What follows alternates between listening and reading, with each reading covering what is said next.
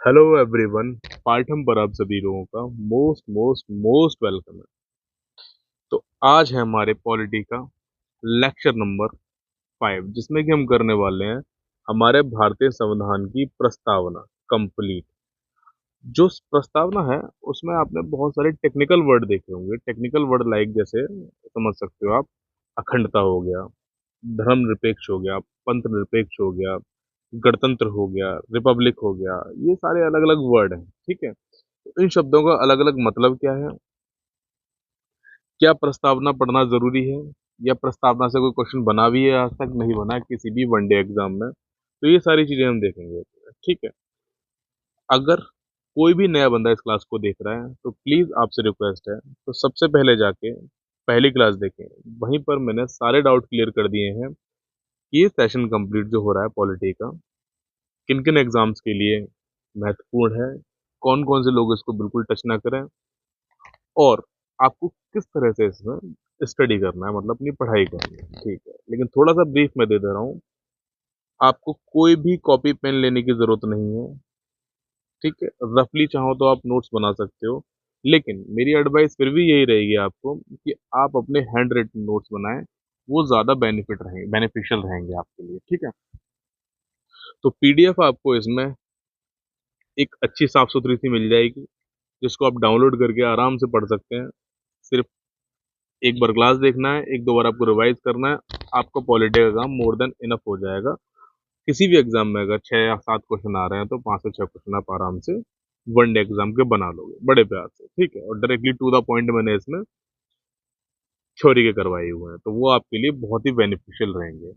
तो भारत की संविधान की प्रस्तावना, ठीक है, स्टार्ट कर रहे हैं हम। भारतीय संविधान की हमारी जो प्रस्तावना है, ठीक है, प्रस्तावना जो है क्या है हमारे संविधान में, भारतीय प्रस्तावना मतलब भारतीय संविधान संविधान में हमारी जो प्रस्तावना है उसको संविधान की क्या कहा गया, आत्मा या कुंजी कहा गया है, ठीक है, या परिचय पत्र कहा गया है, मतलब आइडेंटिटी कार्ड, एक तरह से परिचय पत्र, identity letter, identity card, identity letter, परिचय पत्र कहा गया है। आत्मा, सोल ऑफ द कॉन्स्टिट्यूशन, कुंजी, की of the constitution and identity card of the Indian constitution कहा गया है। पूरे संविधान का सार, हमारा जो इतना बड़ा संविधान है उसका संपूर्ण सार पूरा का पूरा यह बताता है कि हमारा देश कैसा होगा, यहाँ के नागरिकों को कौन कौन से और किस तरह के अधिकार मिलेंगे, ठीक है। अब भारतीय संविधान की प्रस्तावना preamble of the Indian constitution Pandit Jawaharlal Nehru के ऐतिहासिक उद्देश्य प्रस्ताव पर आधारित है, ठीक है। कभी कभी क्वेश्चन बन जाता है ये कि जो हमारी भारतीय संविधान की प्रस्तावना है वो किसके ऊपर बेस्ड है। तो पंडित जवाहरलाल नेहरू का एक उद्देश्य प्रस्ताव आया था। कब आया था ये उद्देश्य प्रस्ताव? 13 दिसंबर सन 1946 को लेके आए थे ये, ठीक है, 13 दिसंबर सन 1946 को लेके आए थे। इसी के ऊपर बेस्ड है क्या, हमारे संविधान की प्रस्तावना, ठीक है। अब इसको संविधान सभा में कब अपनाया गया था? 22 जनवरी सन 1947 को अपनाया गया था पूर्ण रूप से, ठीक है। नेहरू ने दार्शनिक आधार तैयार किया, जबकि प्रस्तावना का अंतिम पाठ मसौदा समिति द्वारा तैयार किया गया था। मसौदा समिति मतलब ड्राफ्टिंग कमेटी, इसके द्वारा ड्राफ्टिंग कमेटी के द्वारा आकार दिया गया। और इसकी अध्यक्षता किसने की थी? Doctor B R Ambedkar, Bhimrao Ambedkar ने की थी। लास्ट लेक्चर में बताया था मैंने आपको ये, ठीक है। ये हमारे भारत के संविधान की प्रस्तावना, ये इंग्लिश में हो जाएगी, यहाँ पर ये हिंदी में हो जाएगी। प्रस्तावना को पढ़ते हैं। हम भारत के लोग भारत को एक संपूर्ण प्रभुत्व संपन्न समाजवादी पंथ निरपेक्ष लोकतांत्रिक गणराज्य बनाने के लिए तथा उसके समस्त नागरिकों को सामाजिक, आर्थिक और राजनीतिक न्याय, विचार, अभिव्यक्ति, विश्वास, धर्म और उपासना की स्वतंत्रता, प्रतिष्ठा और अवसर की समता तथा उन सब में व्यक्ति गरिमा और राष्ट्र की एकता और अखंडता सुनिश्चित करने वाली बंधुता बढ़ाने के लिए दृढ़ संकल्प होकर अपनी संविधान सभा में आज तारीख 26 नवंबर सन 1949 ईस्वी को एतद द्वारा संविधान को अंगीकृत, अधिनियमित और आत्मार्पित करते हैं। आत्मार्पित का मतलब हमने हमारा संविधान खुद बनाया है, तो हमने खुद को अपना संविधान दिया है। आत्मार्पित का मतलब ये हो जाएगा, ठीक है। अब इसमें टेक्निकल वर्ड कैसे हैं, जैसे कि समाजवादी हो गया, इसका मतलब क्या है? धर्मपंथ निरपेक्ष हो गया, इसका मतलब क्या है? लोकतांत्रिक गणराज्य हो गया, इसका मतलब क्या है? सामाजिक न्याय से क्या तात्पर्य है हमारा? आर्थिक न्याय से क्या तात्पर्य है? राजनीतिक न्याय से क्या तात्पर्य है हमारा? स्वतंत्रता से क्या तात्पर्य है, समता से क्या तात्पर्य है हमारा, बंधुता से क्या तात्पर्य है, ये सब हम देखेंगे इसमें वन बाय वन हमारे, ठीक है। इंग्लिश में इसी तरह से हम इसको देखेंगे, सोवरन सोशलिस्ट, जैसे कि sovereign socialist, secular, democratic, Republic, justice, liberty, equality, fraternity, ये सारे वर्ड्स का मतलब हम देखने वाले हैं, ठीक है। अब संविधान की शक्ति का सोर्स क्या है, जैसे कि हमारे संविधान, हमारा कॉन्स्टिट्यूशन है, इतना पावरफुल है कि इससे ऊपर हम, इसके ऊपर ना हमारे देश में कोई भी नहीं है, हमारा राष्ट्रपति भी नहीं है, हमारे फर्स्ट पर्सन भी नहीं है, हमारे राष्ट्रपति भी नहीं है इसके ऊपर। तो इसको शक्ति कहाँ से मिलती है? इसका आंसर हो जाएगा हमारा, हम भारत के लोग, we the people of India. यह दर्शाता है कि भारत में सर्वोच्च शक्ति जनता के पास है, ठीक है, we the people of India सब पास है, हाथ में है। और संविधान को शक्ति जो मिलती है जनता से ही मिलती है, ठीक है। मतलब कि पब्लिक ही माई बाप है और उनके अंडर में ही सब कुछ है, ठीक है। संविधान को पावर भी ये दे रहे हैं, सारी चीजें ये दे रहे हैं, ठीक है। अब भारत की प्रकृति, nature of the Indian state, संप्रभु, संपूर्ण प्रभुत्व संपन्न सोवरन। सोवरन का मतलब हो जाएगा, सोवरन का मतलब क्या है, संप्रभु का मतलब, प्रभुत्व संपन्न का मतलब क्या है। भारत पूरी तरह से स्वतंत्र है, अर्थात यह अपने आंतरिक और बाहरी फैसले लेने के लिए किसी भी विदेशी ताकत पर निर्भर नहीं है। उदाहरण के तौर पे देख लो आप, कि हमें कोई भी डिसीजन लेने के लिए ना ही चाइना की परमिशन की जरूरत है, ना ही यूएसए की परमिशन की जरूरत है, ना ही ब्रिटेन जो है हमारा यूनाइटेड किंगडम, उसकी परमिशन की जरूरत है, ना ही किसी अन्य देश की परमिशन की जरूरत है। हम अपने आंतरिक मसलों में, अपने भारत की सीमाओं के अंदर में जैसा डिसीजन चाहें, जो भलाई के लिए हो, पब्लिक के लिए, वो ले सकते हैं। इसका मतलब ये है, सॉवरन होने का मतलब ये है, संप्रभु प्रभुत्व संपन्न होने का मतलब ये है। अब समाजवादी सोशलिस्ट की बात करते हैं। समाजवादी का मतलब क्या है? भारत का समाजवादी लोकतांत्रिक समाजवाद है, जिसका उद्देश्य गरीबी, बीमारी, अवसर की असमानता को समाप्त करना है। समाजवादी का मतलब, सोशलिस्ट का मतलब कि सबको एक नज़र से देखना। उदाहरण, अमीर और गरीब का भेद नहीं करना है, ठीक है। उनकी असमानताओं में भेद नहीं करना है, सबको एक तरह से हमें सामाजिक तौर पर देखना। समाजवाद का मतलब ये होता है, ठीक है। अब पंथ निरपेक्ष सेक्युलर का मतलब हो जाएगा धर्मनिरपेक्ष या पंथ निरपेक्ष, एक ही बात है। राज्य सरकार का अपना कोई आधिकारिक धर्म नहीं होगा, भारत में सभी धर्मों को समान संरक्षण और सम्मान प्राप्त है। अर्थात पंथ निरपेक्ष सेक्युलर या धर्मनिरपेक्ष का मतलब क्या है, कि हमारे भारतवर्ष के अंदर में बहुत सारे धर्म हैं, जैसे कि हिंदू, मुस्लिम, सिख, ईसाई, अलग अलग ये रिलीजियन है, ठीक है। कोई भी स्पेशल रिलीजन नहीं है कि भाई हिंदू ज्यादा रहेंगे या मुस्लिम हमारा सपोर्टिव है हमारा कंट्री, या फिर ईसाई क्रिश्चियन सपोर्टिव है, या फिर आपका बुद्धिस्ट सपोर्टिव है, ऐसा कुछ नहीं है। यहाँ पर कोई भी किसी भी धर्म को अपना सकता है और किसी भी धर्म की प्रैक्टिस कर सकता है। यही हमारे देश की सबसे बड़ी ब्यूटी है और यही हमारे देश को यूनिक बनाती है और कंट्रीज। अब लोकतंत्रात्मक लोकतंत्रात्मक डेमोक्रेटिक, ठीक है। भारत में शासन की शक्ति जनता के द्वारा चुने हुए प्रतिनिधियों जैसे सांसद या विधायक के पास रहेगी।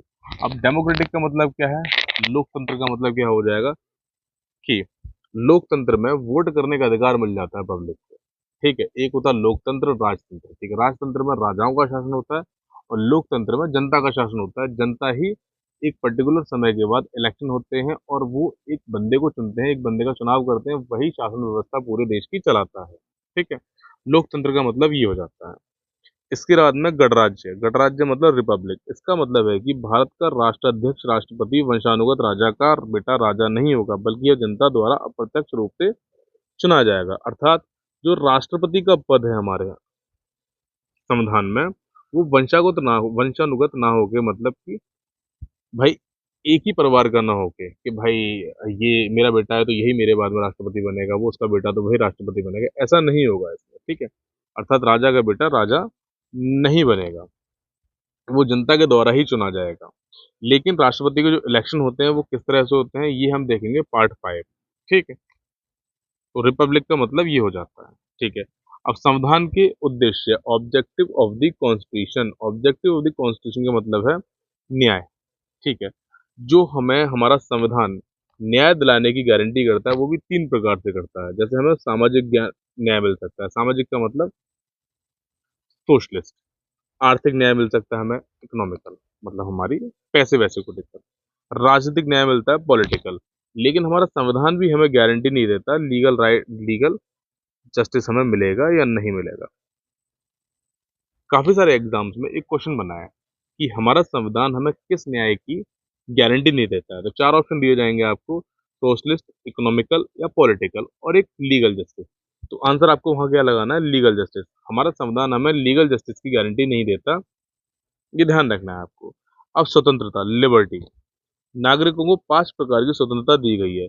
विचार, अभिव्यक्ति, विश्वास, धर्म और उपासना। मतलब विचार करने की स्वतंत्रता, इंसान कुछ भी सोच सकता है, उसकी सोच पर कोई भी अंकुश नहीं है। अभिव्यक्ति, खुद को व्यक्त करने की, ठीक है। विश्वास करने की स्वतंत्रता, किसी भी धर्म को अपनाने की और किसी भी धर्म की उपासना करने की स्वतंत्रता हमें दी गई है। लिबर्टी, ठीक है। समता, इक्वलिटी, प्रतिष्ठा और अवसर की समानता, भेदभाव का अंत करना, ठीक है। इक्वलिटी मतलब हर चीज में इंसान, चाहे वो कोई बड़ा अधिकारी हो चाहे एक आम इंसान हो, सबको एक समान स्तर पर कानून के समक्ष रखा गया है। कानून से ना ही कोई बड़ा अधिकारी बच सकता है, ना ही कोई गरीब बच सकता है, ना कोई अमीर बच सकता है। अगर कोई अपराध किया है तो सभी के लिए समान सजा मिलने वाली है। जैसे मान लिया कि एक गरीब परिवार से ताल्लुक रखने वाले लड़के ने चोरी की है और एक अमीर व्यक्ति के लड़के ने चोरी की है, तो दोनों के लिए समान सजा का प्रावधान है हमारे संविधान में। ऐसा नहीं है कि अमीर वाले को कम सजा मिलेगी और गरीब वाले को ज्यादा सजा मिलेगी। हमारा संविधान इसकी किसी प्रकार की पुष्टि नहीं करता है, ठीक है। अब बंधुता, फ्रेटर्निटी मतलब भाईचारा, भाईचारे की भावना को बढ़ावा देना ताकि व्यक्ति की गरिमा और देश की एकता अखंडता बनी रहे। फ्रेटर्निटी भाईचारे की भावना को बनाना, ठीक है। भाईचारा मतलब कि आप अगर ब्लड लाइन से रिलेट नहीं कर रहे हो, जैसे आपके कोई परिवार में ही नहीं है, कोई आपका चलता फिरता आपको मिल जाता है, तो वहां भी आपको भाईचारे की भावना दिखानी है। ऐसा नहीं है वहां लड़ने बैठ जाना है उससे, ठीक है। इस तरह से आप समझिए इस चीज को। अब पक्ष, इंपोर्टेंट फैक्ट फॉर एग्जाम्स, ठीक है। उद्देश्य प्रस्ताव मैंने बताया था। प्रस्तावना का आधार जो है, प्रस्तावना का आधार है हमारे संविधान की, जब वो पंडित जवाहरलाल नेहरू के उद्देश्य प्रस्ताव पर ही रखा गया है, जो कि 13 दिसंबर 1946 को पेश किया गया था ऑब्जेक्टिव रिजोल्यूशन के नाम से। जो उद्देश्य प्रस्ताव है हमारा चाचा नेहरू का, उद्देश्य प्रस्ताव ऑब्जेक्टिव रेजोल्यूशन के नाम से, वो 13 दिसंबर 1946 को पेश किया गया था। ये आपको ध्यान रखना है, ये डेट आपसे पूछी जा सकती है। एकमात्र संशोधन जो कि हमारी प्रस्तावना में हुआ है, वो क्या हुआ है, प्रस्तावना में आज तक केवल एक बार ही संशोधन किया गया है, जो कि है 42वां संविधान संशोधन। इस संशोधन के जरिए सन 1976 में 3 शब्द जोड़े गए थे हमारे संविधान की प्रस्तावना में। वो 3 शब्द कौन से हैं, समाजवादी, सोशलिस्ट, सेकुलर, पंथनिरपेक्ष और इंटेग्रिटी, अखंडता। मतलब सोशलिस्ट, समाजवादी, पंथनिरपेक्ष, किसी भी धर्म का समर्थन नहीं करता हमारा देश, और इंटेग्रिटी, अखंडता, हमारे देश की अखंडता के बारे में, ठीक है। अब विदेशी प्रभाव की बात कर लें। विदेशी प्रभाव में क्या है, प्रस्तावना का विचार, जो प्रस्तावना हमारे कहाँ से ली गई है, foreign source of Indian constitution वाले चैप्टर में बताया था मैंने आपको। यूनाइटेड स्टेट्स ऑफ अमेरिका, हमारे अमेरिका से ली गई है। लेकिन लेकिन लेकिन इसकी जो भाषा, लैंग्वेज है और भावना, मतलब भावना मतलब फीलिंग्स, वो कहाँ से ली गई है, वो ऑस्ट्रेलिया के संविधान से ली गई है। ये ध्यान रखना है आपको, इसको मार्क कर लो आप इस पॉइंट को। ये आपसे डेफिनेटली किसी एग्जाम में पूछा गया तो, किसी का हो ना हो आपका जरूर हो, ठीक है। भावना और भाषा ऑस्ट्रेलिया के संविधान से, और प्रस्तावना कहाँ से ली गई है, अमेरिका के संविधान से ली गई है। इसके बाद में, अब प्रस्तावना से जुड़े आपने कुछ केस सुने होंगे, जैसे कि केशवानंद भारती केस हो गया, आप भी, इसके बाद बेरूबाड़ी संघ मामला हो गया। ये केस एक्चुअली आपने सब सुने होंगे, अभी है क्या एक्चुअली में ये नहीं पता होगा आपको। तो आइए आज इनके बारे में कुछ जानते हैं थोड़ा सा, और इसका क्या फर्क पड़ा हमारी प्रस्तावना पर वो भी देखेंगे, हमारे संविधान पर क्या फर्क पड़ा वो भी देखेंगे, ठीक है। बेरूबाड़ी संघ मामला क्या था, 1960 का मामला था ये। बेरूबारी यूनियन मामला 1960, भारत और पाकिस्तान के बीच पश्चिम बंगाल के जलपाईगुड़ी जिले में स्थित बेरूबारी क्षेत्र के हस्तांतरण की से जुड़ा हुआ एक ऐतिहासिक विवाद था, पाकिस्तान और भारत के बीच में, ठीक है। भारत और पाकिस्तान के बीच पश्चिम बंगाल के जलपाईगुड़ी जो एरिया वहां के लिए, ठीक है। विवाद की पृष्ठभूमि क्या थी, 1947 में विभाजन के समय जब हमारा देश आजाद हुआ था, उस टाइम पर सिरिल रैडक्लिफ द्वारा एक लाइन खींची गई थी, सीमा रेखा खींची गई थी, जिसके कारण बेरूबारी क्षेत्र को भारत में शामिल किया गया था। बेरूबारी क्षेत्र को कहाँ शामिल किया गया था, भारत में। लेकिन नक्शे में इसकी स्थिति को लेकर भ्रम के कारण पाकिस्तान ने इस पर अपना दावा पेश किया। इस विवाद को सुलझाने के लिए 1958 में तत्कालीन भारतीय प्रधानमंत्री, उस टाइम के हमारे चाचा नेहरू जी ने, और पाकिस्तान के फिरोज खान नून के बीच में एक समझौता हुआ, नेहरू नून समझौता हुआ, जिसके तहत बेरोबारी क्षेत्र को 2 हिस्सों में बांटकर आधा पाकिस्तान को सौंपा जाना था, ठीक है। समझ में आया आपको, नहीं दोबारा समझाता हूँ, ठीक है। जब हमारा देश आज़ाद हुआ था 1947 में, तो एक जो सिरिल रैटक्लिफ जो पर्सन थे, उन्होंने एक लाइन खींची थी, रैटक्लिफ लाइन जिसे बोलते हैं। तो उस लाइन के अकॉर्डिंग बेरुवारी क्षेत्र था, इस बेरुवारी क्षेत्र को भारत में शामिल किया गया था, लेकिन नक्शे में इसकी स्थिति को अभी भी पाकिस्तान में दिखाया जा रहा था। तो पाकिस्तान ने ये दावा पेश कर दिया कि ये वाला हिस्सा किसका है, हमारा भैया पाकिस्तान का है। तो ये विवाद उत्पन्न हो गया पाकिस्तान और भारत के बीच में उस समय पर। उसको सुलझाने के लिए सन 1958 में जब उस टाइम के हमारे प्रधानमंत्री कौन थे, चाचा नेहरू जी थे, और पाकिस्तान के प्रधानमंत्री कौन थे, फिरोज खान नून थे। तो उनके बीच में एक नेहरू नून समझौता, ये हम मॉडर्न हिस्ट्री में और डिटेल में देखेंगे इसको। नेहरू नून समझौता हुआ, जिसके तहत बेरुवारी क्षेत्र को दो हिस्सों में बांटकर बेरुवारी क्षेत्र को दो हिस्सों में बांटकर आधा पाकिस्तान को और आधा हिंदुस्तान को दिया जाना था। तो ये करना बहुत आसान था, लेकिन कर नहीं सकते क्योंकि संविधान में इसके लिए कुछ पॉइंट्स दिए गए थे कि भाई कुछ लिमिटेशंस लगाई गई थी। उसी बेस पे ये पूरा मामला है, ठीक है। अब सुप्रीम कोर्ट का क्या निर्णय आया इसको लेके, यह जब यह बात सामने आई तो भारत ने इसका कड़ा विरोध किया और राष्ट्रपति डॉक्टर राजेंद्र प्रसाद ने संविधान के अनुच्छेद 143 एक का उपयोग करते हुए इस मामले में सुप्रीम कोर्ट की सलाह मांगी, ठीक है। अब सुप्रीम कोर्ट ने दो महत्वपूर्ण फैसले दिए। राष्ट्रपति ने सलाह किस आर्टिकल के तहत मांगी, एक पॉइंट बन गया आपका यहाँ पे कि डॉक्टर राजेंद्र प्रसाद ने संविधान के अनुच्छेद 143 फर्स्ट के तहत सलाह मांगी, किससे, सुप्रीम कोर्ट से। ये क्वेश्चन पूछा गया है कई एग्जाम्स में, ठीक है, कि किस अनुच्छेद के तहत राष्ट्रपति सुप्रीम कोर्ट से सलाह मांग सकते हैं, ठीक है। अब संवैधानिक संशोधन अनिवार्य है, तो उन्होंने सलाह दी कि न्यायालय ने स्पष्ट किया है कि संसद साधारण कानून या अनुच्छेद 3 में राज्यों की सीमा में बदलाव का उपयोग करके भारत की कोई भी जमीन किसी विदेशी देश को नहीं दे सकती। ऐसा करने के लिए उन्हें अनुच्छेद 368, जो कि भाग 20 में आता है, कहाँ आता है, पार्ट 20 में आता है, उसमें संशोधन करना ही पड़ेगा इनको, ठीक है। अब प्रस्तावना संविधान का हिस्सा नहीं है। इस मामले में सुप्रीम कोर्ट ने यह फैसला भी दिया था कि प्रस्तावना जो प्रेम्बल है हमारी, संविधान का हिस्सा नहीं है। हालांकि बाद में 1973 के केशवानंद भारती केस में, जिसे हम आगे देखेंगे अभी, इस दृष्टिकोण को बदल दिया और प्रस्तावना को भारतीय संविधान का अभिन्न अंग माना गया। इस केस का परिणाम क्या निकला, सुप्रीम कोर्ट की सलाह के अनुसार भारत सरकार ने बेरुबारी यूनियन के क्षेत्र को पाकिस्तान को सौंपने के लिए नौवां संविधान संशोधन, कौन सा, नौवां संविधान संशोधन 1960 में पारित कर दिया, ठीक है। ये था पूरा बेरुबारी क्षेत्र मामला। इसके बाद में केशवानंद भारती मामला सन 1973 में जो हुआ था, जिसमें अब तक की सबसे बड़ी बेंच लगी थी डिसीजन देने के लिए, ठीक है। कोर्ट ने अपने पुराने फैसले को बदलते हुए कहा कि प्रस्तावना संविधान का एक महत्वपूर्ण हिस्सा है और इसमें मूल ढांचे को छोड़कर, मूल ढांचा मतलब बेसिक स्ट्रक्चर को छोड़कर संशोधन किया जा सकता है। अब केशवानंद भारती मामला क्या था, भारत के सर्वोच्च न्यायालय का सबसे बड़ा ऐतिहासिक फैसला था ये, ठीक है, जिसने संसद की असीमित शक्तियों पर रोक लगाई, संसद की असीमित शक्तियों पर रोक लगाई और संविधान के मूल ढांचे, बेसिक स्ट्रक्चर ऑफ डॉक्ट्राइन के सिद्धांत को जन्म दिया। विवाद क्या था ये, केरल सरकार के भूमि सुधार कानूनों द्वारा मठ की संपत्ति के अधिग्रहण को संत केशवानंद भारती ने अनुच्छेद 26 धार्मिक मामलों के प्रबंधन के तहत चुनौती दी थी, ठीक है। जो मठ के हमारे संत थे, उन्होंने केशवानंद भारती संत थे, उन्होंने चुनौती दी थी कि भाई ये जो जमीन है मठ की है, ठीक है, धार्मिक मामलों के रिलेशन में, ठीक। अब मुख्य सवाल क्या था, क्या संसद को संविधान के किसी भी हिस्से, यहाँ तक कि मौलिक अधिकारों को बदलने या संशोधित करने की असीमित शक्ति प्राप्त है, ये इसका मुख्य सवाल था, ठीक है। क्योंकि ये जो धार्मिक मामलों का मसला है वो किस में आ रहा है, वो मौलिक अधिकारों में आ रहा है। ध्यान रखना, ये हम आगे पढ़ेंगे पार्ट 3 में इसके बारे में, ठीक है, मौलिक अधिकार एक्चुअली क्या होते हैं और धार्मिक मामले क्या हैं। तो ऐतिहासिक फैसला दिया गया था इस केस से रिलेटेड 13 न्यायाधीशों की अब तक की सबसे बड़ी संवैधानिक पीठ ने 7 और 6 के फैसले से बहुमत से यह निर्णय दिया था कि संसद संविधान में संशोधन कर सकती है, लेकिन मूल ढांचे, बेसिक स्ट्रक्चर को वो कभी नहीं बदल सकती। जो बेसिक स्ट्रक्चर हमारे संविधान का, उसको चेंज किए बिना संविधान में संशोधन किया जा सकता है। मूल ढांचा क्या है हमारा, मूल ढांचे से हमारा क्या मतलब है, बेसिक स्ट्रक्चर हमारा है क्या। सुप्रीम कोर्ट ने यह स्पष्ट रूप से परिभाषित नहीं किया है कि मूल ढांचे में क्या आता है, लेकिन इसके तहत संविधान की सर्वोच्चता, धर्मनिरपेक्षता, लोकतंत्र, न्यायिक समीक्षा जैसे महत्वपूर्ण पहलू आते हैं। तो ये था भारतीय संविधान की प्रस्तावना के बारे में और उनसे जुड़े कुछ केसेस के बारे में, चाहे वो बेरूबारी मामला हो, चाहे केशवानंद भारती वाला मामला हो। अब भारत के संविधान में मूल संविधान और हमारे आधुनिक संविधान में क्या अंतर है, तो मॉडर्न संविधान इस टाइम पे, ठीक है। अब संविधान लागू होने की तारीख तक, मूल संविधान 1950 से लागू हुआ था, तो उस समय पर 26 जनवरी 1950 को लागू हुआ आधुनिक संविधान। ठीक है। अब अनुच्छेद उस टाइम पर कितने थे? 395 अनुच्छेद थे जब हमारा संविधान लागू हुआ था।